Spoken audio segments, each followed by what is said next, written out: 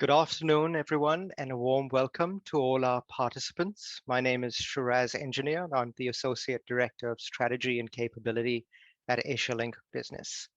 Today, Austrade, in partnership with AsiaLink Business, is pleased to present this session on long-term opportunities for Australian processed foods in India as part of the series from the Australian-India Business Exchange Program for 2021. We'd like to first begin by acknowledging the traditional custodians of the lands on which we're all present today. And I'm on the land of the Wurundjeri people of the Kulin Nation and pay our respects to their elders, past, present, and emerging. We also extend that respect to any Aboriginal and Torres Strait Islander people who may be attending this online event today. I would like to also just remind all participants that this session is being recorded, and I encourage you all to please submit any questions that you may have using the Q&A button that we have at the bottom of your screen. In terms of the event today that we have, today's 1-hour session will comprise of a panel discussion that I will moderate, and it includes questions that have been sent through by the participants as part of the registration process. And as mentioned a little earlier, I would encourage you all to please continue to provide any questions that you may have through the session. Our panel today comprises of business leaders and experts, and we're here to hear how the pandemic is really changing consumer demand and how Australian businesses can continue to engage with India in a mindful manner to foster long-term partnerships. Now, today's discussion is particularly important as Australia's ties with India are long-standing and strong. And while India is focused on its pandemic recovery, India does remain an important market partner for Australia. And this importance of long-term, and I really stress the importance over here of long-term, because when we even think about the India Economic Strategy to 2035, clearly outlines the need for a longer-term strategy for Australia to set itself the goal by 2035 to lift India into its top 3 export markets and to make it the 3rd largest destination in India for Australian outward investment, and to bring it really into this inner circle of Australian strategic partnerships with people-to-people ties as close as any in Asia. And that is what is fundamentally critical for us to understand, particularly now as those of us in Victoria have just moved into a 7-day lockdown, which is commencing a little later today.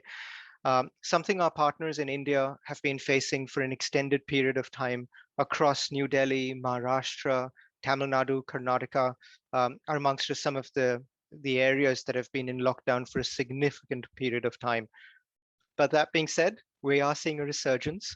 We are seeing talk of states coming out of these lockdowns in a phased approach, which is heartening to hear, which is commencing as some states are even talking about earlier this week, but there's discussions of it coming out next week from what's been a quite strict lockdown over there as well. So all this signifying a revival of the economy. And so with that, I want to take the opportunity to introduce an incredible opportunity we have of some phenomenally accomplished speakers. And the speakers that we have today include Stuart Rees, who's the Senior Trade and Investment Commissioner, South Asia, and based from Austrade and on the ground in Mumbai, recently moved over there. We also have Rajat Wahi, who's the partner of Deloitte's India, based out of Delhi. We've got Shalini Valecha, the Associate Director of Economics Trade, Australian Food and Grocery Council, and Joel Carolyn, the General Manager for International Sales and Marketing of Hive Plus Wellness. So welcome to my panel members. And as we begin, I'd like to first direct the first question that I have towards Stuart, who's mentioned a little earlier, the Senior Trade Commissioner based in Mumbai. Stuart, why is India such an important partner for Australia?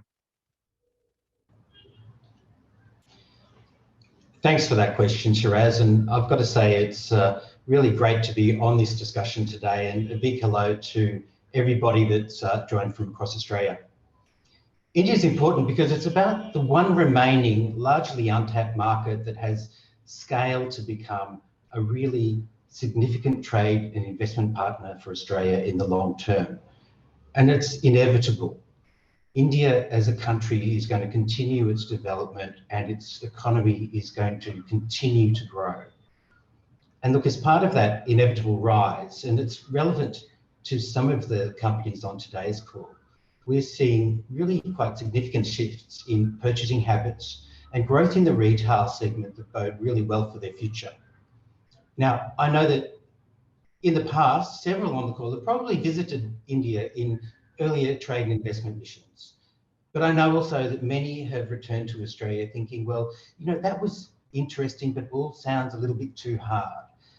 But for myself, I've got to say, from when I was in India 6 years ago, it is a completely different retail landscape now and emerging into a really much more conducive market for the type of products Australia has to offer, including those that may even be newish, you know, to Australia or just growth segments in Australia right now. And new products like plant proteins, for instance, and, you know, the growth segments like health and wellness products, but also beauty and things like that, exceed well beyond the typical packaged food type of products. And look, we at Austrade are responding to the changes in India.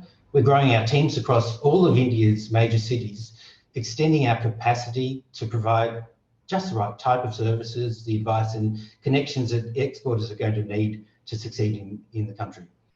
And yeah, you touched on something earlier. You know, India has featured in the headlines in Australia for pretty tragic reasons, but COVID is headed in the right direction, particularly within each of the major cities of consumption in the country.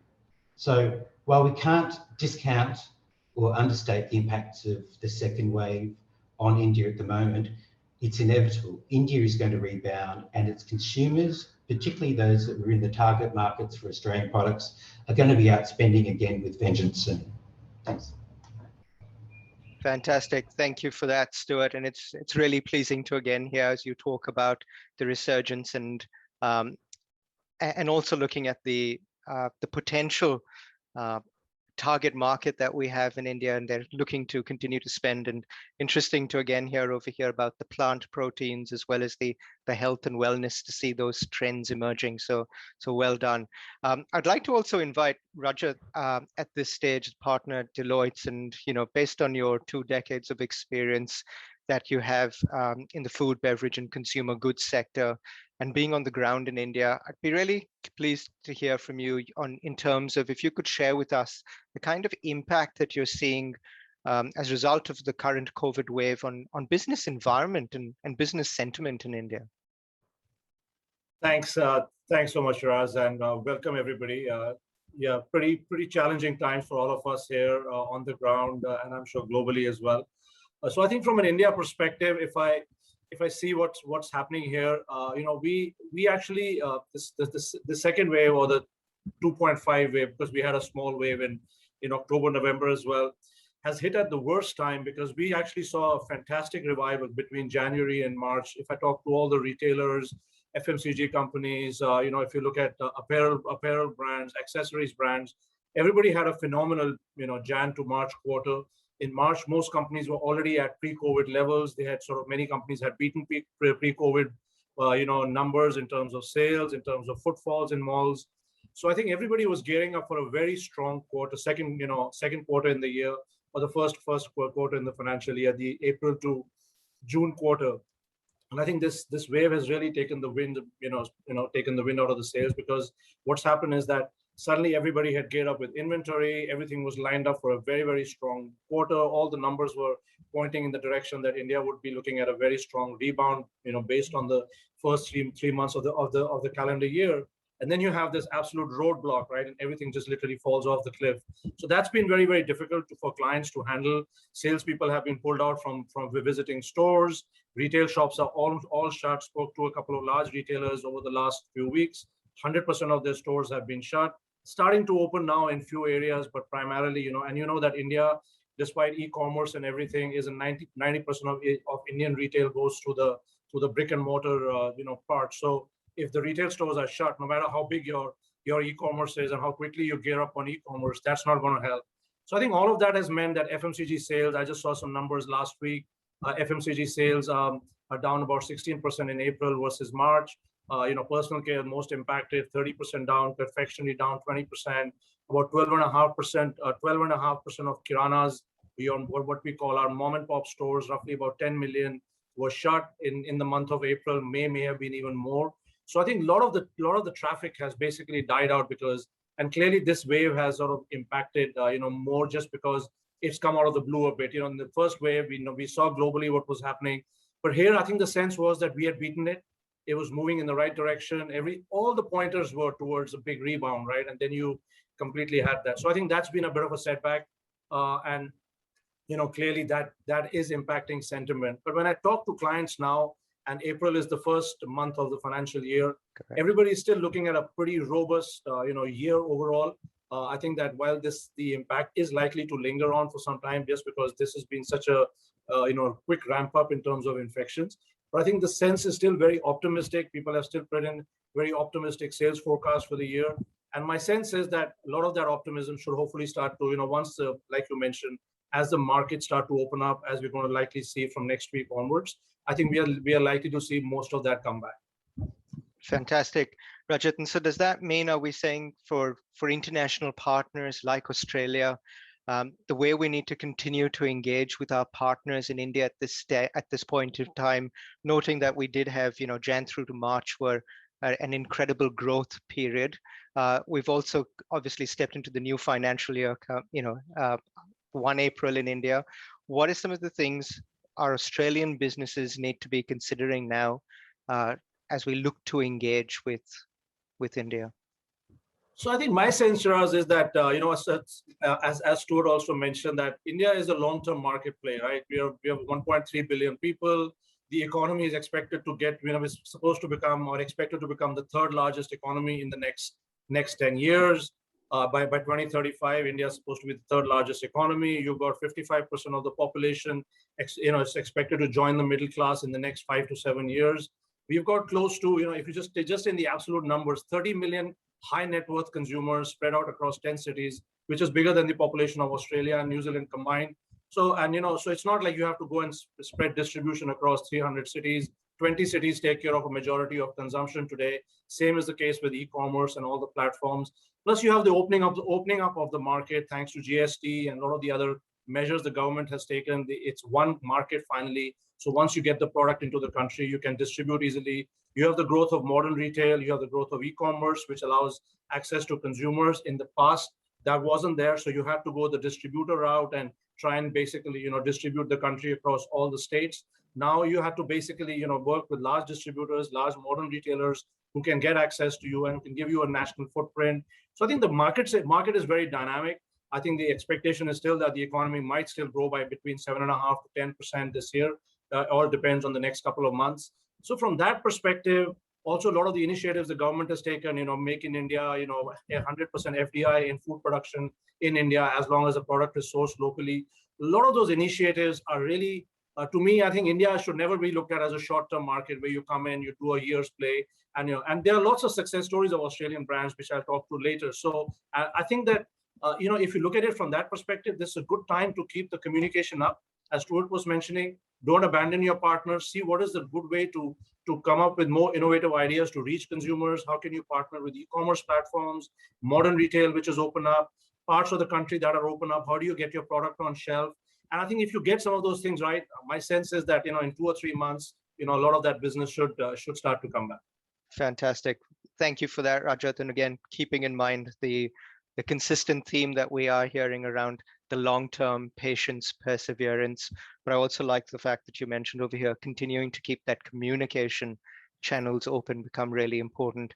And with that, I'd like to invite Shalini.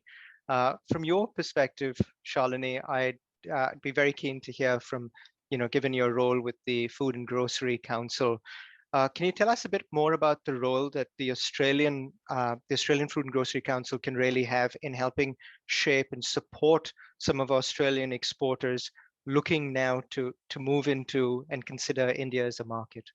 Sure. Thanks for that, Shiraz. And thanks to the AIBX team and Asia Link for the invitation to join the panel. So just a little bit about the Food and Grocery Council to begin to answer your question, Shiraz. So the Australian Food and Grocery Council is the peak industry body for food, beverage, and grocery manufacturers here in Australia. We've been in operation for past 25 years, and we represent members who are both large multinationals as well as small to medium enterprises. And we support them through their, issues around in international trade, industry affairs, sustainability, supply chain, regulatory affairs, and so on and so forth. So food and grocery sector itself is around $127 billion in total for the country, and 1/3 of the turnover is derived from exports. So therefore, a big part of our member services is focused around international trade, and we do that through three key pillars. The first being around advocacy.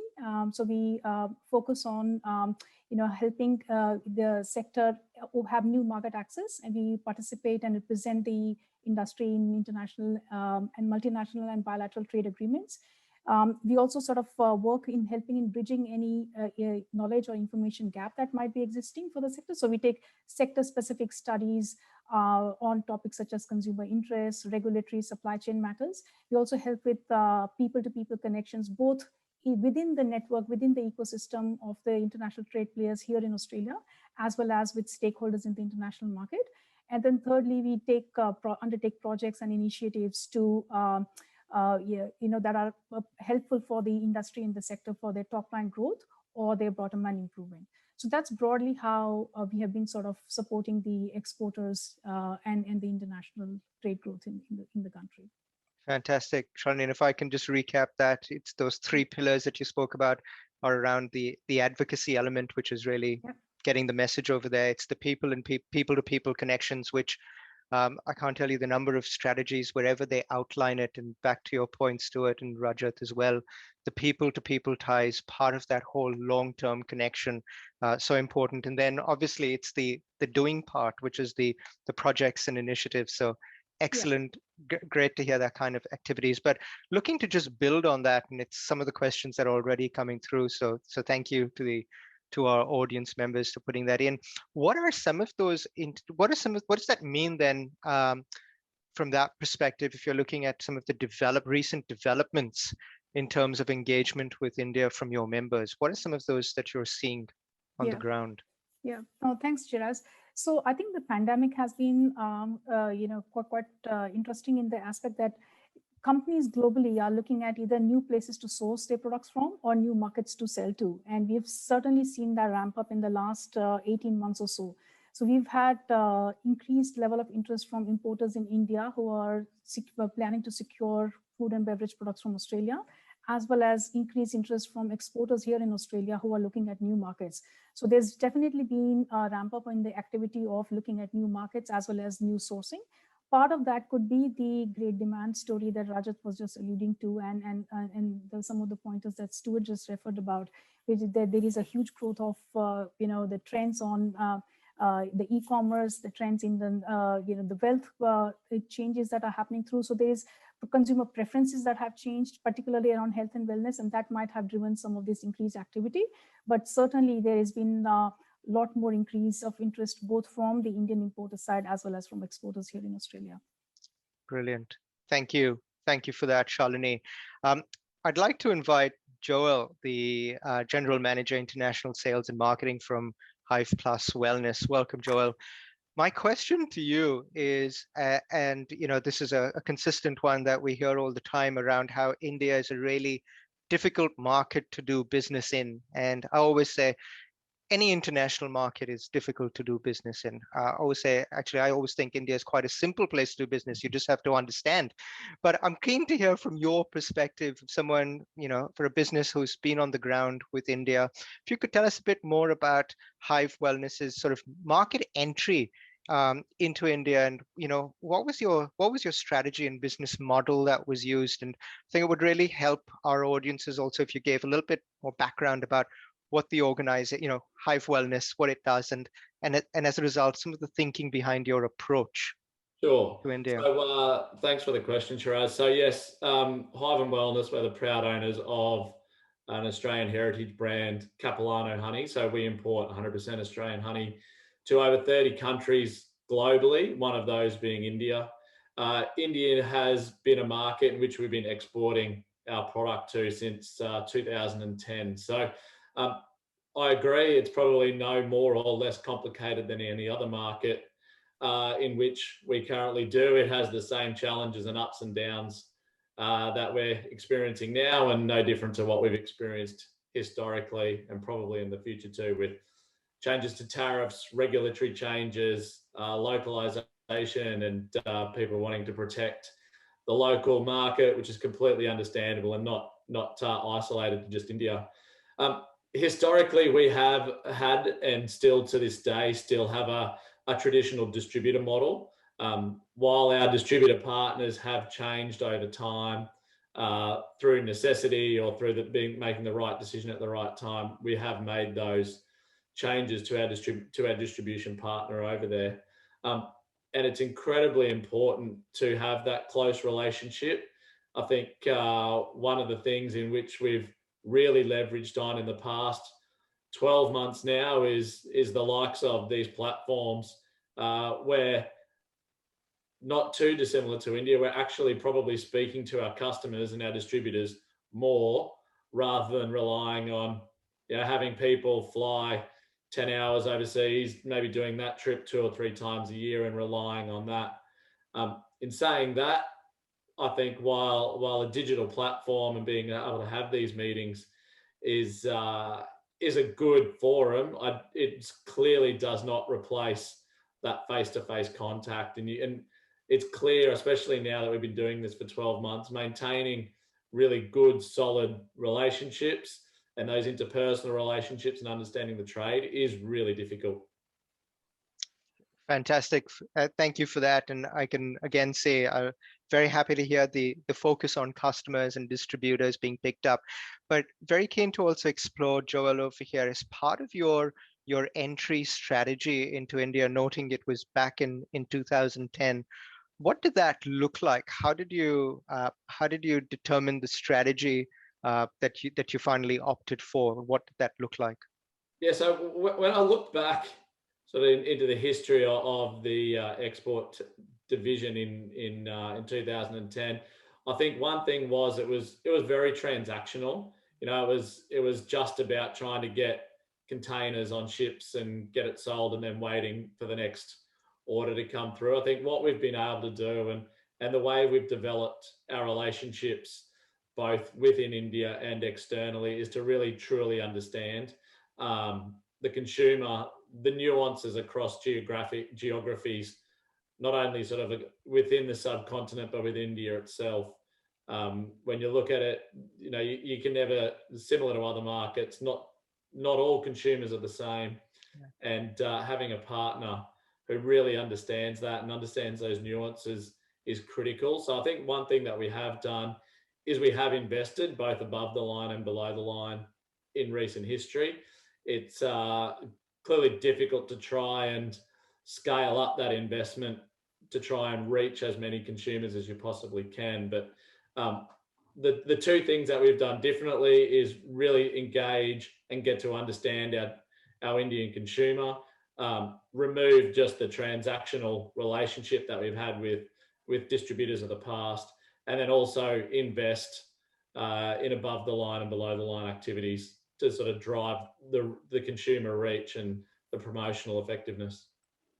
Fantastic. Thank you for that, Joel. And I'd like to bring Rajat back into this discussion over here, which is, we're talking about, investing, getting to know the customers, but how has COVID-19 really affected consumer trends over here?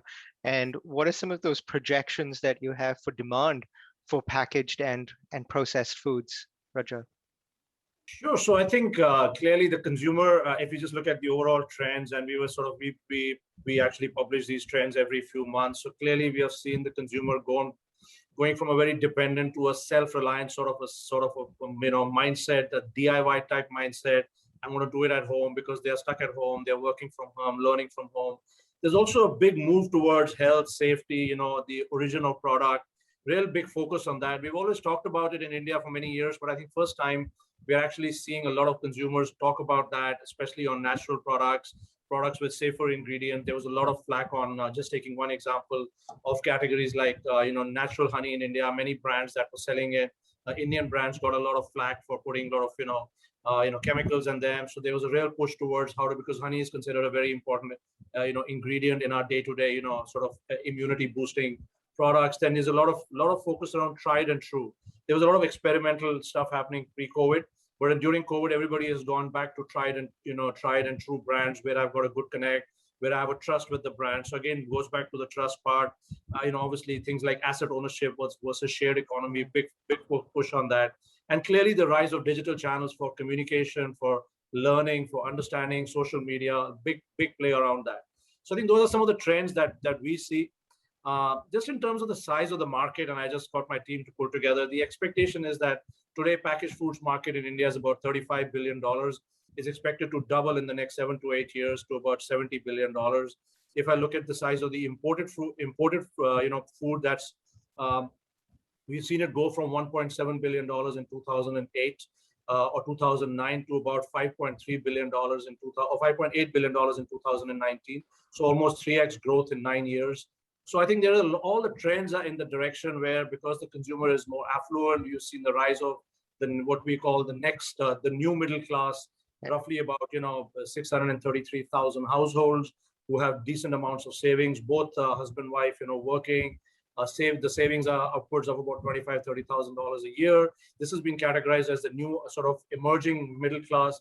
Then below that, you have about 100 million households which are in the sort of traditional middle class area, which is also sort of very aspirational, willing to try out products. So I think the overall sort of sense is that, yeah, clearly the consumer has gone back to their, to tried and trusted, and not, because a lot of product is not available as well, to be fair. A lot of the stores are not open. A lot of modern retail is not open.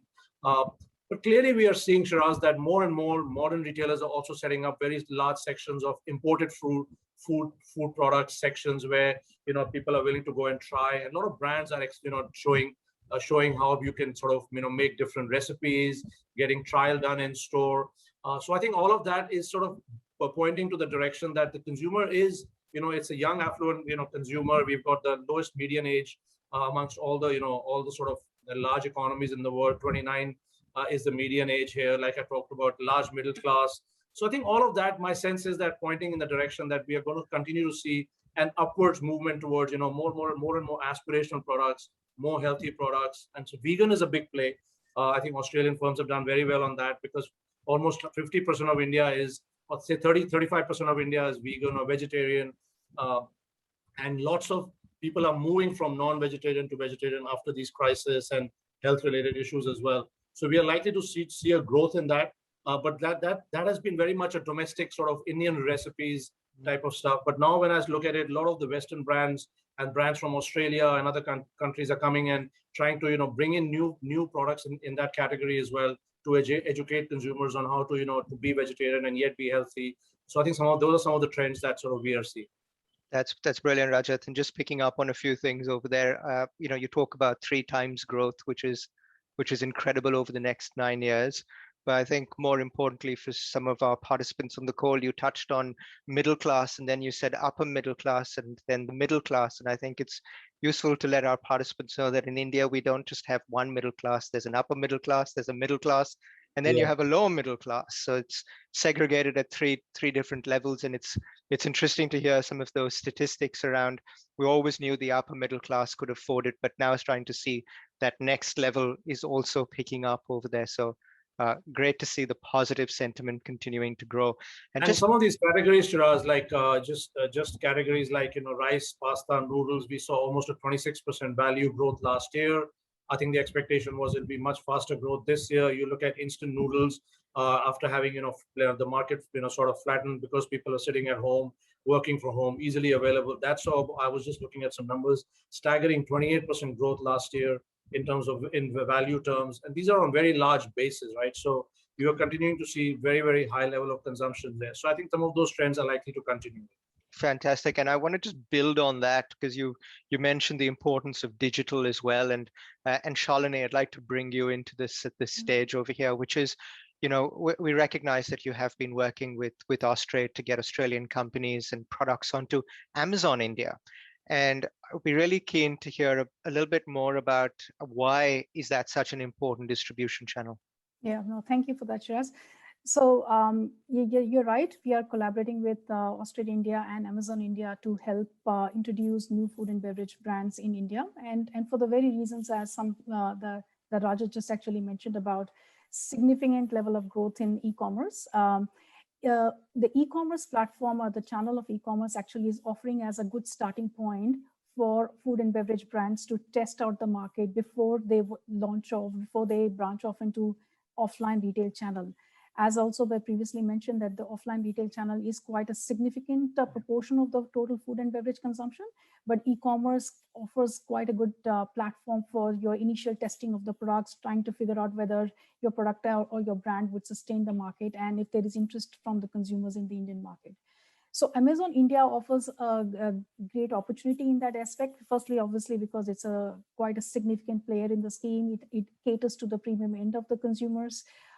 It also has a fairly large distribution, to the various middle class that is being just indicated, the large cities. I believe it's got 100% of PIN codes covered through its distribution and fulfillment channels. And also on top to add to that, it has an Australian store. So for food and beverage companies that are looking to as a launch platform, it offers a great opportunity because, the consumers who are looking at Australian origin goods would have a place to go to. So there's a reason why we sort of, decided that perhaps it would be a good idea to sort of help brands connect with the with Amazon India. Now, in terms of what we have been doing to help this process, we've been holding multitudes of virtual buyer sessions since last year, as I mentioned previously, because of the increased level of interest from both the sides. We've been engaging directly with importers who are both the sellers on Amazon India as well as distributors to the offline retail channels. We've been doing that in conjunction with, Australia India. And then we sort of use that as a process to, understand the opportunity. We try to understand consumer demand or category demand for the products. We then sort of help them. Also, the exporters can then make their own judgment about whether the market is for them or not. So, and following that process, if we help them engage with Amazon India, where the Amazon India professionals would guide them through their launch journey or their expansion journey. So this process has been sort of going quite well, and it's helped in introducing new products into the market. Very good. And so what we take away again from that, Shalini, is that looking at online and you look at your platforms, it's an excellent space to test, but it can't be your sole channel. You've got to consider a multitude of other channels. So excellent. Joel, we've actually got an interesting question that has come up, which is around, it's almost building on what Rajat was talking about, the pandemic and consumer demand. And the question over here is, how has your business had to respond and make changes as a result of the COVID-19 in the market and the pandemic? How have you had to respond to that? Yeah, I think following on the theme of the questions and answers around e-commerce, we've definitely invested more time in understanding what our e-commerce strategy looks like. We were one of the lucky participants to utilize the services of Austrade to set up an Amazon India Capilano branded store, the store within a store on Amazon India.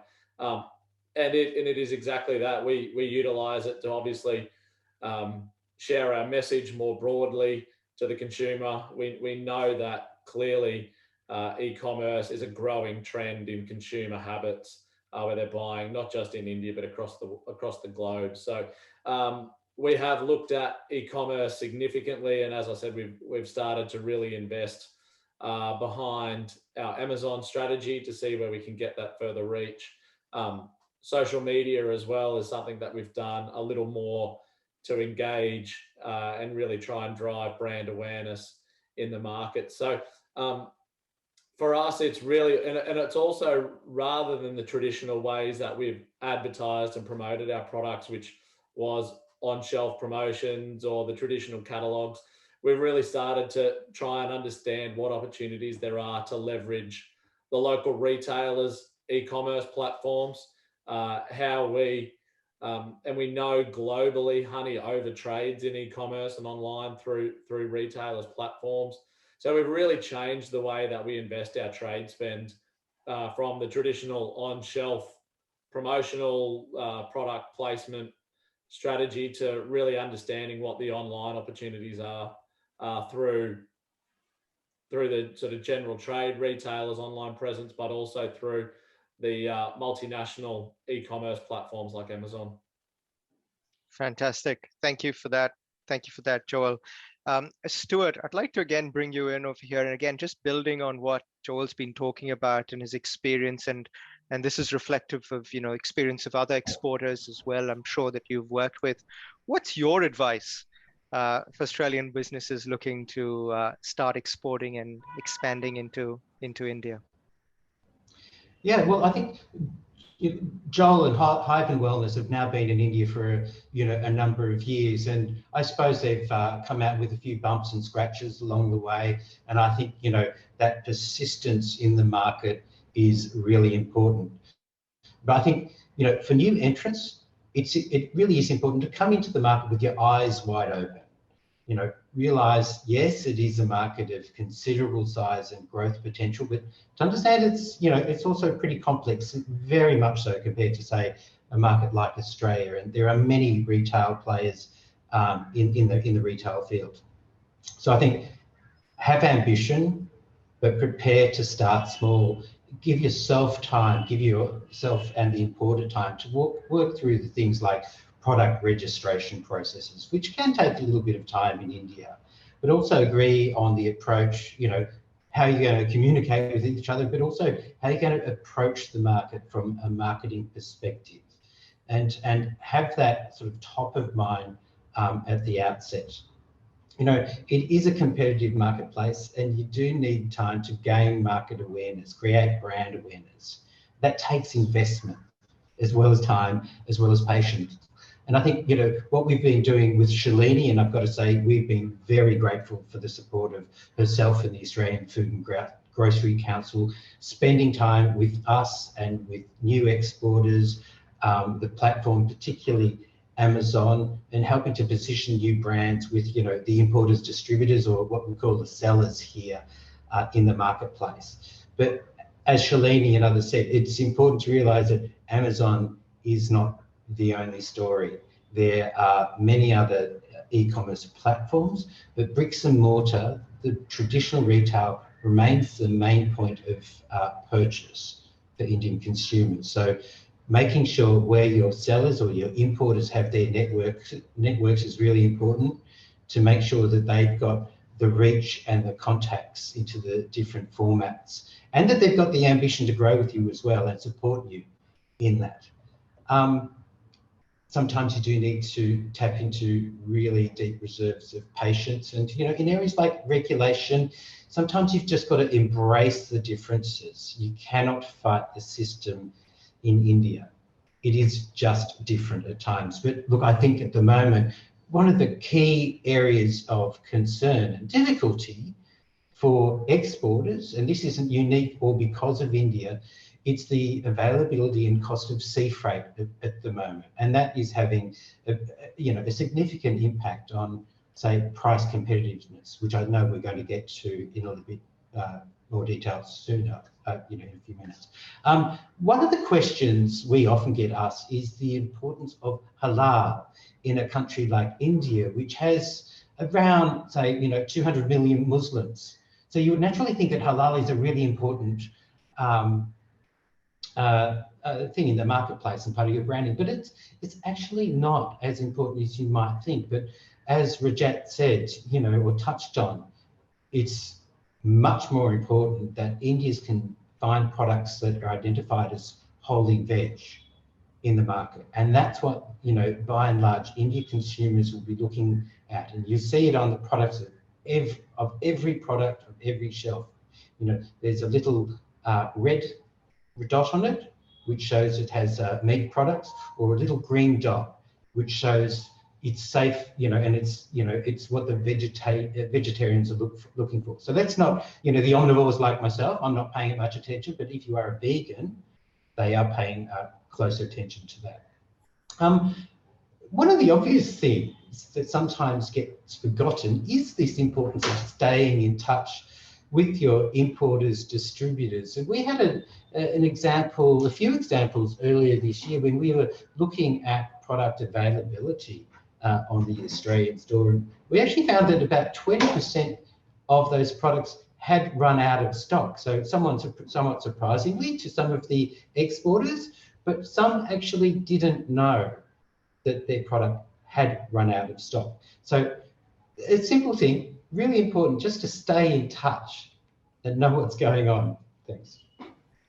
No, brilliant, Stuart. Thank you for that. And it's picking up those points, Joel, which you had mentioned around, continuing to stay in contact and communicating with your customers, but also with your distributors as well. So it's a great pickup. I love the fact, Stuart, that you also mentioned the competition that exists in India. And Rajat, as we know, people always look at India and say, oh, there's a population of 1.3 billion, there's our market. But I always turn around and say, well, you've got that market, then you've got an equal amount of competitors out there as well. So it's a really, really important point that you played up. And again, that the point of it takes time, and not to discount it, as there's also going to be investment from both that time perspective as well as from a financial perspective as well. So really some really great messages over there. Thank you. Rajat, we've got questions that are now coming through, and part of them are around the categories of food in India that are consumers most looking to source from Australia, and is really Australia seen as a preferred source of origin for these commodities potentially? So very keen to have this directed at you.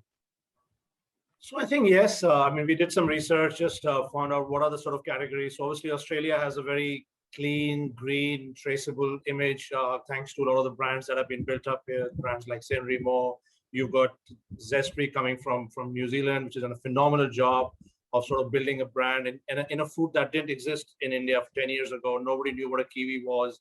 And now it's actually takes a premium over a lot of the local fruits that are produced here. You've got 8 or 10 local brands that have emerged to compete with Zespri. And I think that it still commands a premium, because everything which is labeled Zespri, people will pay 50 rupees for one Zespri versus 30 rupees for a local brand. So I think it's about building that. And I also think that you have to be careful with some of the things here. It is competitive, but category penetration across most categories by brands is very low. Household penetration of categories is the lowest amongst Southeast Asia. If I look at fruit, packaged foods, if I look at packaged vegetables, if I look at, so many of these categories are still to emerge here in India. So I think you've got to be, but the challenge is shelf space, because the small kirana, the mom and pop store doesn't have space. How do you get product on shelf over there? And how do you make yourself visible? How do you take that traditional distribution route? The one other thing to be very careful of as you build the business in India is, what is the margin structure? It's a very price sensitive market. Margins are very thin here. Distributors operate at the lowest margins I have seen. I've been in FMCG all my life, and I've never seen distributors work for lower margins anywhere in the world. 4%, 6%, 7%. So distributor margins are very tight. In that 6% or 8%, they get a lot of distribution done for you. So how do you make the pricing work to get the right price point on the shelf? Because it is a price sensitive market. While we have a huge emerging population, we've got a lot of these high-end gourmet foods stores opening up all around our neighborhoods in the big cities. So how do you get product there? Then what Shalini and all was saying is just in terms of getting product on Amazon. Again, the TG there generally tends to be more sort of mass. They are not the very, you don't be able to target the right customer there, which is the one that wants to pay the aspirational price. How do you get that TG for your product? And again, if I look at it, I mean, literally across all categories: cereals, edible oils, beverages, confectionery items, canned and fruit juices, berries, especially cranberries, blueberries, becoming very, very popular in India because of health benefits, dry fruits, lots of these canned and frozen food. If you look at products like sardines and all these are sold at very high premium here compared to the West. What can you do to bring in more affordable product and communicate the benefits? I think you've got to learn from what brands like Zespri and other brands here have done. You look at what brands like San Remo have done, and I think even Sal Dolce, if I'm getting it right, phenomenal job in vegan, low sugar, products which are very much targeted towards certain niche categories which are also emerging.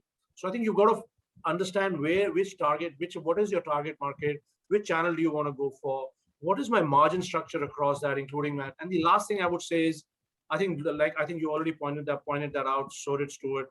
Doing the business at an arm's length here is very, very difficult. You've got to have at least a small team on the ground that works with your distributor, that works with the retailer, that goes and visits the stores to see, do you have distribution? That's also looking at whether you have inventory in the warehouse. What is your order lead times because of your large transportation areas? And I think at some point you've got to also flip the model and say, how can I make in India? How can I bring in raw material and make in India? Food manufacturing is not that complicated. There are large amounts of raw material is available here. How can I make in India to get the right price point as well? Is where I would sort of see as a phase two. Raja, thanks for that. And I'm going to try and sum up the key points over there, and please tell me if I've got this wrong, but your advice over here is find your target market, know the channel that you're going to go through, clearly understand what your margins are, work closely with your local teams on the ground. And then something you said earlier, which I'm bringing in over here, is at the end, make sure you've got a story to tell your target market. Absolutely. Perfect. Great. Fantastic. Brilliant. Shalini, we've got some questions again that are rolling in. As part of these are questions around, what are some of the things that Australian F&B exporters, what can we do to engage with teams in India? How do we connect with local food importers on the ground over there? What are some practical steps for businesses? I'd like to ask you to Sure. onto it, please. So thanks, Jenna. So with respect to the connection with the right importers and distributors, and I totally agree, it's a very important element in your entire India strategy. We've been largely relying on connections via Austrade. I would highly recommend that they have done the initial vetting of the distributors and importers and have a fairly good understanding of which importers and are working with which retail partners, and online or offline, and which one of them can support the type of product you have. So for example, if you have a frozen product or a product that requires a certain supply chains, they have a full visibility of the right nature of those distributors or importers to work with. So definitely would highly recommend that. In terms of practical steps to engage with the market, I highly concur with what Rajat was initially saying. I would highly recommend that the first thing is almost undertaking your entire due diligence, and it's no different to any other market, as we have sort of touched upon earlier.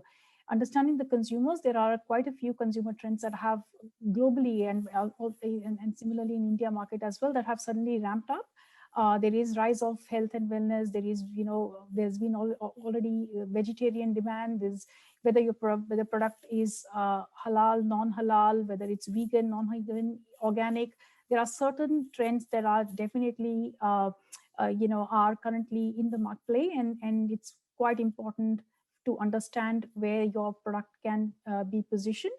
And the competition point that Raj talked about, there are certain categories that can tend to be slightly crowded, both with strong domestic brands as well as competition from international brands. So how do you play in that particular marketplace is almost the first homework that we are sort of, when we work with exporters, we are looking at.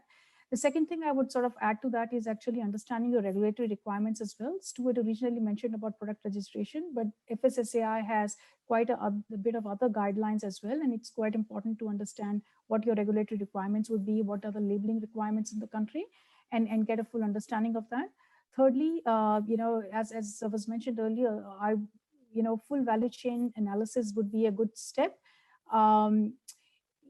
Australia currently doesn't have trade agreement or free trade agreement with India, so therefore the tariffs are quite high. And on top of that, there could be other elements such as supply chain costs that we have touched upon earlier. So understanding your full value chain cost so you can have that long-term play is quite recommended at the earlier stages. And then lastly, as we talked about, identifying your right distribution channel and a distribution partner. It's going to be almost critical in having your success right in the market. So due diligence and homework is quite important if you're looking at India market. Brilliant. Thank you for that. And I'd like to build on this because we have spoken across price sensitivities, and Rajat, you were really clear on distributor margins as well. Stuart, I'd like to bring you into this on how can Australian businesses compete in what is a price sensitive market in India. Yeah, there's a few things to touch on here, Shiraz. Yeah, India is a high tariff market comparatively. But it's the same in many other developing countries. And like in packaged foods, the ranges, foods, confectionery, non-alcoholic drinks, ranges between 30 to say 45%. Some fruit juices, depending on, type of product, might go up to 50%. But it's important to realize that if we are competing for this, top of the middle class, the well-to-do, the premium segment, then you're competing with exporters from other countries that actually are facing the same tariff structure. So they have the same entry costs. It's a level playing field with the type of exporters from other countries who are also wanting to get that what I call share of wallet. It's important to realise that these tariffs aren't a cost to the exporter as well. They are paid by the Indian consumer. So I think for people, we need to embrace the fact that we can't compete on manufacturing costs, labour costs and so forth. But we also need to realise that we're not targeting the average Indian, that is a huge proportion of this 1.4, 1.6 billion, people population. You simply can't aim for the average here. The average doesn't have that spare discretionary income. And look, they don't live in the big cities, which we are targeting and where the premium retail outlets are. But what we do need to compete on and can compete on is the value proposition, highlighting the quality, the wellness benefits, the attractiveness, the Australianness of the products. And that's something that needs to be actually focused on as part of a marketing strategy. So yeah, for people, don't focus so much on the price, because the segment you're after actually have the disposable income where they're not concerned really about how much they're paying. They're probably way more concerned about things like the status of themselves in the marketplace and with their friends and with their peers, being seen to have the ability to buy the quality that they want and not necessarily needing to economise. And look, this part of the high value consumer segment is far more resilient spending wise. So a focus on winning a share of their wallet, getting that first purchase, getting that second purchase and gaining loyalty and sustaining it, that's going to lead to a far more durable and stable growth market for Australian suppliers. Fantastic. Please, Rajat. So what I was going to also add is that I always advise our clients that are coming into India, don't look at India as a country, look at it as multiple countries, because each state or city can almost accommodate one big strategy for you. So if you want to do a Delhi, it's 13 to 15 million people, a huge amount of density of population, a lot of retail outlets. So I think we always say take India bite size, work at it as small markets as you penetrate, get the market right, as Shalini was talking about, take the learnings from that, understand the relationships before you have a national strategy, because it takes really time to build. And also, unlike other countries, we don't have national distributors here. We have regional distributors because in the past, because of GST and all, we didn't really have, all the states had different sort of, state duties. So we did not see the emergence of national distributors here. We are starting to see that more and more, but it will take time. So I think one of the advice we always say is take India bite size, get a couple of cities right, a couple of markets right, learn the business from there, and then eventually, have a larger footprint. Yeah, Rajat, that's excellent, and that's part of the discussions I also often have, which is you've got to treat each city like its own country, and there's the many Indias in India strategy which you need to consider, because each state, a different demographic, different languages, different growth trends that we're seeing, different consumers, different demands. So very, very relevant point. And I like that strategy of the bite-size approach. Brilliant. Joel, I'd like to bring you in again into this part over here, which is when we are talking about, developing relationships and, looking at your distributors and sales channels, how do we find, and I know, Shalini, you've mentioned, we obviously look at connections that we have with Austrade, but what are some of the things you've also done apart from knowing that we have to look at multiple channels? There's just not one way of doing it. So what are some of the other things you've been looking at over here to help build and develop that? It's really difficult at this point in time. We have leveraged the support of Austrade a great deal in the past 12 months, whether that's been trying to get a better understanding of the market and some of the challenges in which we face. Obviously, we are incredibly sensitive to what's happening over there as well. So we've utilised Austrade a lot to be able to try and understand how we can continue to support, yet still understand and try and sort of utilise the opportunity for growth. As Rajat was saying, health and wellness is growing, packaged food is growing.